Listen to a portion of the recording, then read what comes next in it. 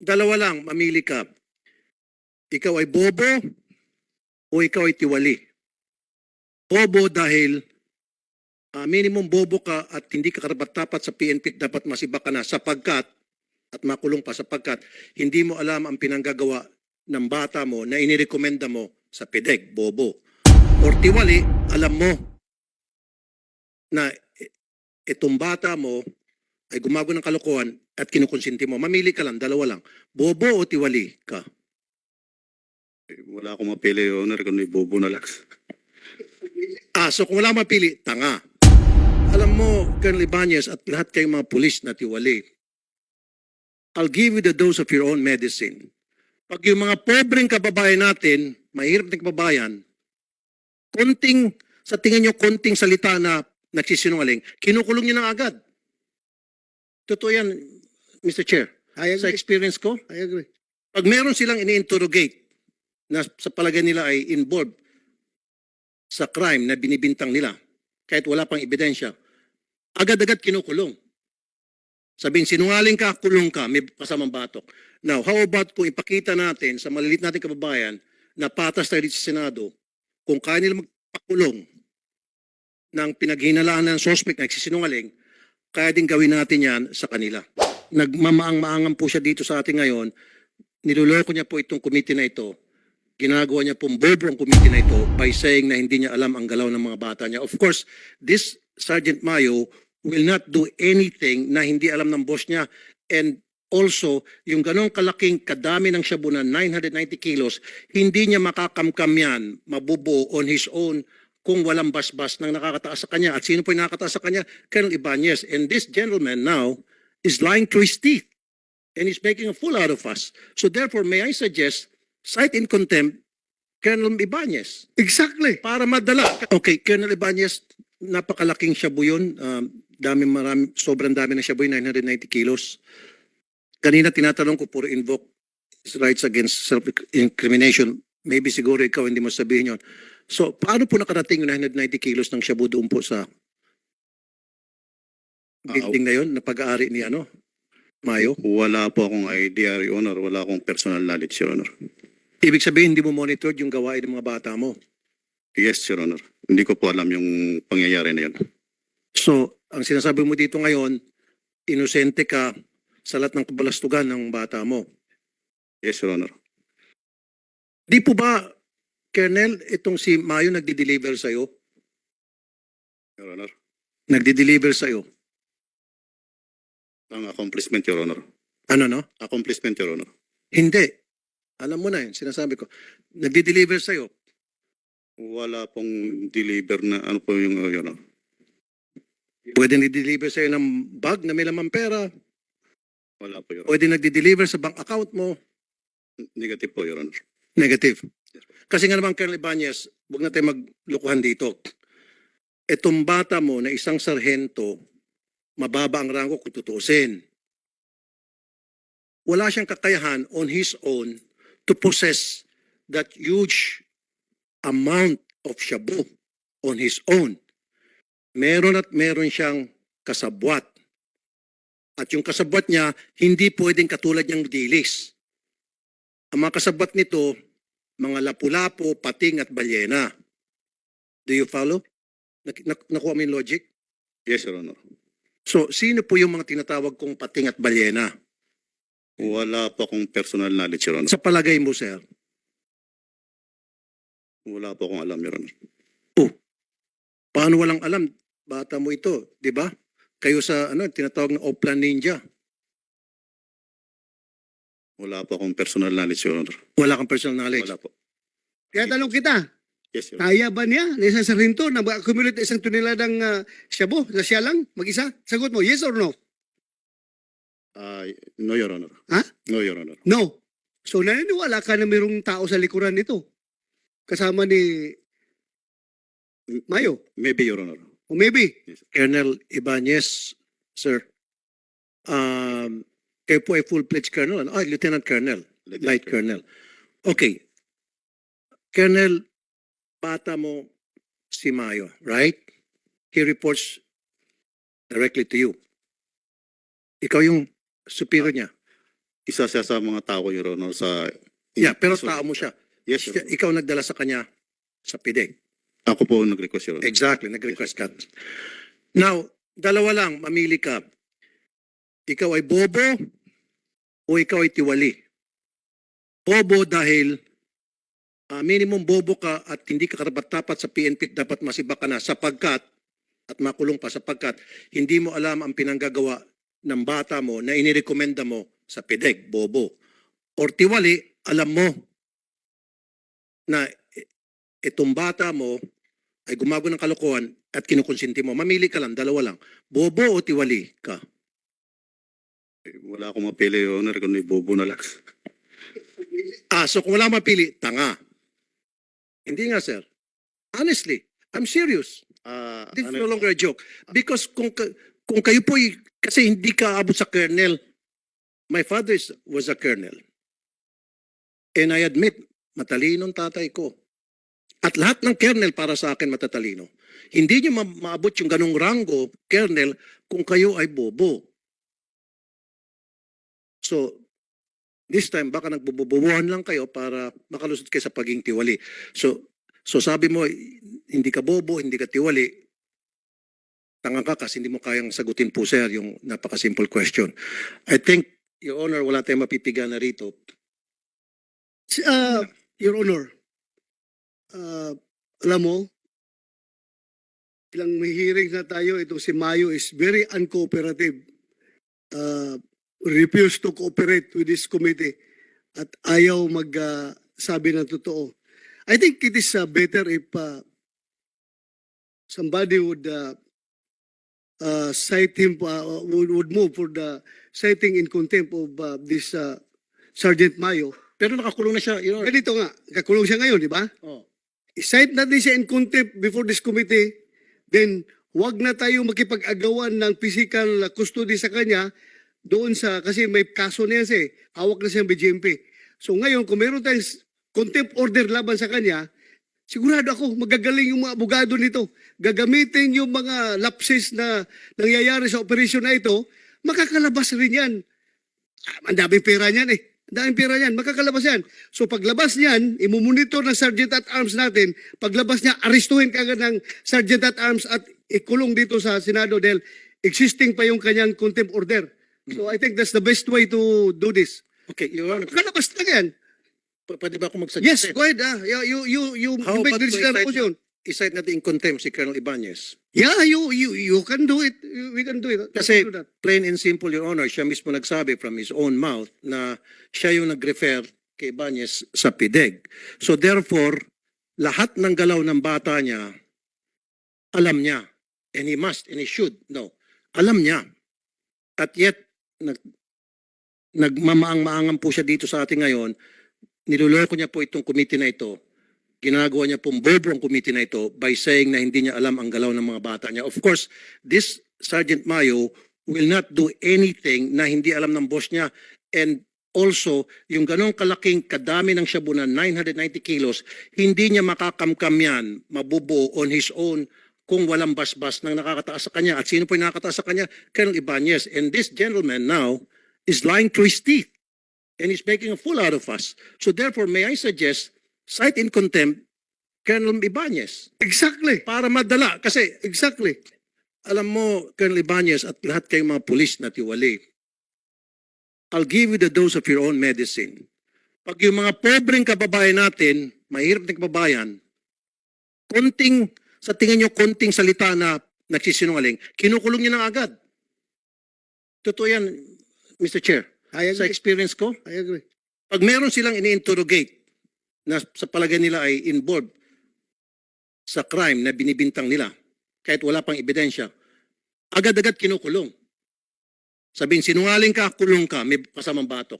Now, how about kung ipakita natin sa malilit nating kababayan na patas tayo dito sa Senado, kung kaya nila magpakulong ng pinaghinalaan ng suspect na nagsisinungaling, kaya din gawin natin yan sa kanila.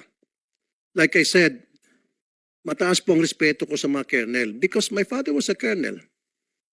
And I know na hindi pwedeng hindi mo alam yung galawan ng mga bata mo.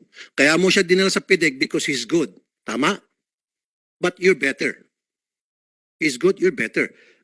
Kasi colonel ka, siya'y sarhento. Kasi kung mas magaling siya sa'yo, siya dapat ang colonel, ikaw dapat ang sarhento. Kaya ka naging colonel because you're better than him. So therefore, if you're better than this guy, hindi siya makakalusot sa'yo sa lahat ng mga ginagawa niya. Monitored mo siya. Nasa microscope siya mo. And now you're telling us you don't know. You don't know anything about his activities. And for me, that's a big, big lie. And nobody will believe you. Kahit siguro yung kindergarten, hindi maniniwala sa iyo. Totoo po yan. Sino maniniwala sa iyo na bata mo na nirekomenda mo makabuo ng 990 kilos on his own? Pero kanina, sinabi mo, pwede, possible na may kasama. Sabi mo, pating balyena. Tinanong ko kung sino yung pating balyena, ayaw mong sabihin.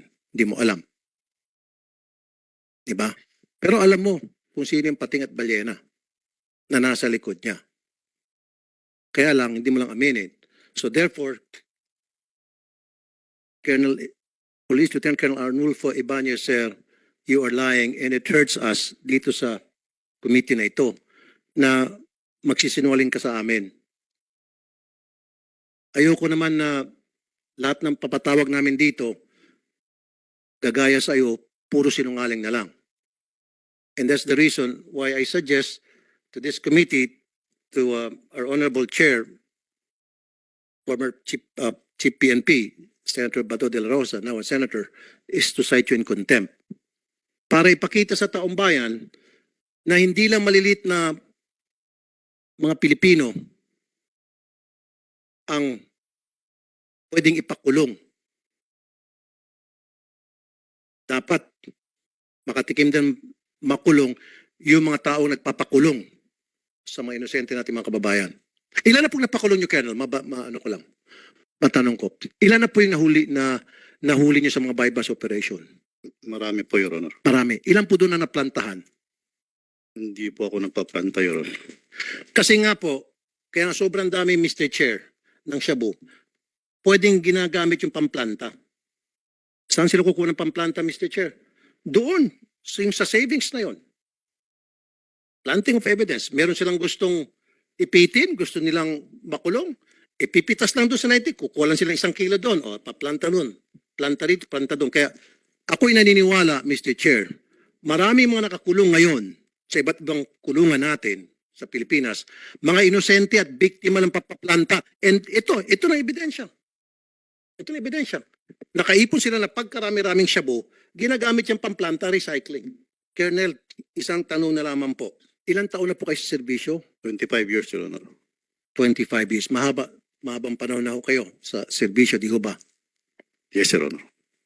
So, in that 25 years sa service, don't tell me hindi mo monitored yung gawain ng mga bata mo. Di ba SOP yan na dapat monitor nyo yung galaw ng mga bata ninyo? May tinatawag na command responsibility, tama? Yes, Your Honor. Okay. So kung gagamitin natin yung salitang command responsibility, dapat ikaw ay maparusahan din.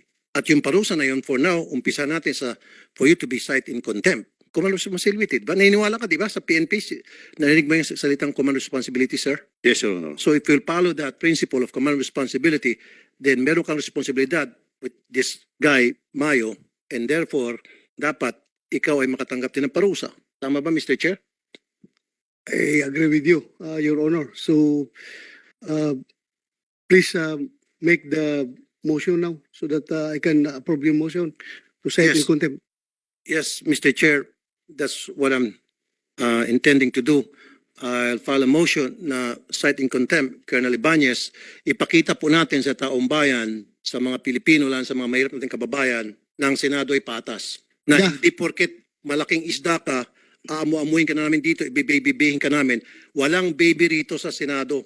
Pantay-pantay, mahirap, mayaman, mataas ka man o mababa, pantay-pantay yung turing namin. Therefore, kung nakapag-cite in contempt kami ng mga maliliit nating kababayan na nagsisinungaling, dapat yung mga malalaking kababayan din natin nagsinungaling, ang pwede natin i-cite in contempt. Yeah. So Be it there, a colonel or be it a janitor. So there is a motion from Senator Tolfo to cite in contempt Police Lieutenant Colonel Arnolfo Ibanez. Any objection? Your Honor, pinapangalawahan ko po ang cite of contempt. Tsaka gusto ko rin pong mag-file ng motion ng contempt din kay Master Sergeant Rodolfo Mayo Jr. Yeah, So move, Mr. Chairman. yeah. Before placed on my table, first is the citing contempt of Arnolfo Ibanez. So I will decide this before I decide on the citing in contempt of Sergeant Mayo. So there's a motion and it has been seconded by Senator Robin Hood Padilla.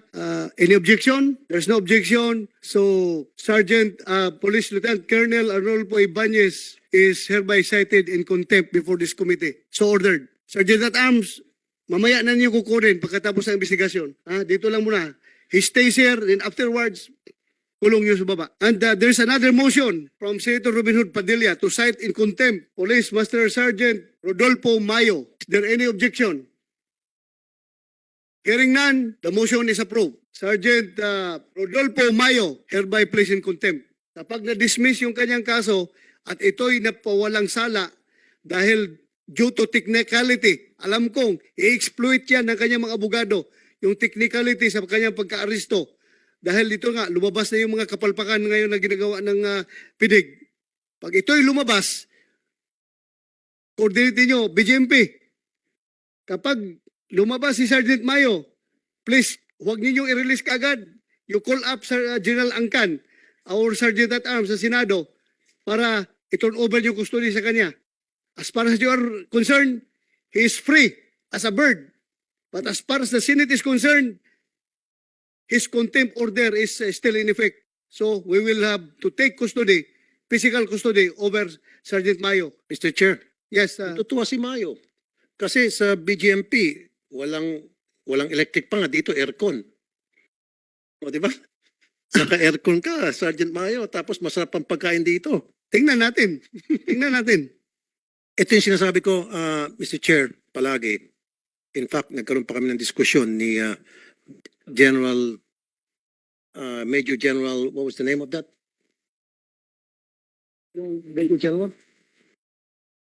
Major General Domingo, na dapat tuwing magkaroon ng raid, nandun agad yung mga witnesses, barangay, media, hindi naman necessarily sasama sa raid. Ang sa akin, nasa area lang, when the smoke is clear, darating na agad yung mga witness para mag-observe dun sa proseso ng inventory and all. Ang nangyari, Mr. Chair, dumarating na lang yung mga witness after 30 minutes or an hour. Yung 30 minutes na yun, 1 hour, marami na pong pwede mangyari doon. Yun ang sinasabi ko siguro, dudukot sila at tatabi. So, maaring savings or maaring imported or merong laboratory dito na pinanggalingan noon. Ano bang yung may-ari nitong shabu? Chinese? Ano ba? Ano ba to? Vietnamese? Anong nationality may-ari nito? Your Honor, I invoke my right to remain silent. Patatanda mo pa kung sino yung landlord nitong direntahan mong office na kung saan nakitaan ng mga shabu? Yung may-ari, yung landlord mo? May I consult with my Of lawyer? course. Sige. Your Honor, hindi ko po maalala kung sino yung exact na nakausap po doon, pero ito'y pag-aari ng isang foundation. Okay, sinong may hawak ng susi pag wala ka? Yung pwedeng pumasok doon, lumabas, ayusin yung opisina, maglinis, kanon. Aside from you, Nea Tadero, Your Honor. si Atadero, siya nakapaglinis doon. So, wala bang CCTV doon sa kwarto? None, Your Honor. Nan. So, nung pagkakaroon ng shabu doon sa loob ng building, nasabi mo si Atadero ang nakalabas-masok bukod sa iyo. So, I'm sure hindi mo aminin na ikaw nagpasok ng shabu. Definitely, sabi mo you'll invoke your rights to self-incrimination, against self-incrimination. So, hindi ko natatanong yon. So, ang tanong ko, so, maaaring si Atadero ang nagpasok ng shabu nung wala ka. I invoke my right to remain silent, Your Honor. Hindi nga, Sargento, di ba, sabi mo, si Atadero may hawak ng susi, may access sa susi bukod sa iyo. E di kung hindi ikaw nagpasok at hindi si Atadero, multo ang nagpasok ng mga shabu sa loob ng building na nirentahan mo? Your Honor, I invoke my right to remain silent. Okay. Your Honor, I'm sure wala tayong pupuntahan ito, puro invoke lang ito ng right. Dalawang tanong na lang. Okay, matapos mahuli mga pideg, yung shabu sa apartment, sa business, lending business na kung saan ay pag-aari, isa ka sa mga may-ari, inoperate ka at ikaw ay nahuli. Nahulihan ka ng impossession of, I think, was that 2 kilos? Ilang kilo ba yun nahuli sa'yo? I invoke my right to remain silent, Your Honor. Okay, sige. Sige. Nung mahuli yan ka after ng ikaw ay ma-operate and then nag-operate kayo sa Pasig, sinama ka after several hours, inoperate nyo yung sa Pasig na kung saan may nahuli ng mga baril. May I consult with my lawyer? Yes, of course. Your Honor, it's a legitimate police operation, Your Honor. Illegitimate o legitimate? Sir? Legitimate. Legitimate operation. Kaya nga, matapos ka mahulihan ng 2 kilo ng shabu, so ginamit ka para magkaroon ng legitimate operation against doon sa mga kasama mo? I invoke my right to remain Okay, silent. anyway, sige. Ginamit ka. O, ikaw na gusto nagsabi kanina, legitimate operation. Sumama ka. Tama? Tama. Di ba? Legitimate operation. Yes, Is it Your that? Honor. Okay. Now, kahuli lang sa'yo, in possession of drugs, and then, dapat nakaposas ka na. Tinanggalan ka ng posas, pinag-uniforme ka, at meron kang nahuli na may mga baril, di ba? Wala nga lang drugs, kailang mga baril ang nahulihan. Nahuli doon sa may Pasig ba to? Is that Pasig? Yung legitimate operation sinasabi mo? I invoke my right to remain Kasi sabi mo lang legitimate operation. O sige, legitimate operation. Mr. Chair, siya yung nahuli, pinusasan, tinanggalan posas, pinauniforme, and then, nung mahuli, yung may mga baril, na inoperate, sabi niya, legitimate operation, siya pa ang nagbasa ng Miranda rights doon sa na-operate nila. Legitimate operation. Ikaw ang nagbasa ng Miranda rights, tama? Yes, Your Honor. So, bakit ka dapat ikaw ang binasahan ng Miranda rights at ikaw ang pinusasan? Ang nangyari, ikaw ang nagposas at nagbasa pa ng Miranda rights sa kasama mo. Kasi kaya nga, inoperate mo yung legitimate operation, ginamit ka para mahuli yung mga kasamahan mo. Memorize mo ba yung Miranda rights? Memorize, Your Honor. Okay, sige. Paano mo binasahan ng Miranda rights yung nahuli mo? Ikaw, blah, blah, blah. Ay hinuli namin sa isa ng warrant of arrest na ini-issue ng korting ito. Ikaw ay may karapatang manahimik. Ano man ang iyong sasabihin na maaaring gamitin sa'yo sa korte. Hindi ko nakakabisado ba, sir? Hindi mo kabisado. Naging sarhento ka, hindi mo nakabisado. Dapat kabisado mo yung Miranda rights. Very basic yun. But anyway, sabi mo, ikaw blah, blah, blah. Fill in the blank. Sino yung blah, blah, blah na yun? Pwede mo malaman? Judin Francisco, sir. Judith Francisco. Okay. Now, yung boss mo si Colonel Ibanez, tama? Yes, sir. Okay. Yung pagrenta mo ng apartment na sabi mo, hindi mo na maalala kung kailan ka nagrenta doon o kailan ka nag-sign ng kontrata. Alam ba ni Colonel Ibanez na ikaw ay may lending company? Hindi ko po lang alam, sir. Hindi mo alam. Your Hindi ko Honor, alam kung alam niya, sir. if I may, tanungin natin si Ibanez. Dito kasi Andito pala. Alam mo, Ibanez, mayroong lending company yung bata mo, yung batang sarado mo. Alam mo ba na may lending company? Honestly, Your Honor, ang alam ko is matagal nang sarado yung lending niya. Ano? Matagal na pong sarado yung lending niya, Your Honor. Pero alam mo na meron siyang lending company. Noon, Your Honor, noon. Alam mo. Yes, sir, noon pa. Tapos alam mo, matagal nang sarado. Yes po, Your Honor. Pero Colonel Ibanez, kayo ho ba ay nakakapunta doon sa lending company nung bukas pa? Nung sa isip mo na bukas pa? Nakadalaw ka na po doon? Honestly, Your Honor, hindi ko alam yung address nung lending kwan niya. Ang previous na alam ko is yung sa Tayuman, Your Honor. Hindi, yung lending company na kung saan nahulihan ng Hindi po, nakita na Your Honor. Hindi mo Kasi alam. Matagal ko na pong alam na wala na siyang lending, Your Honor.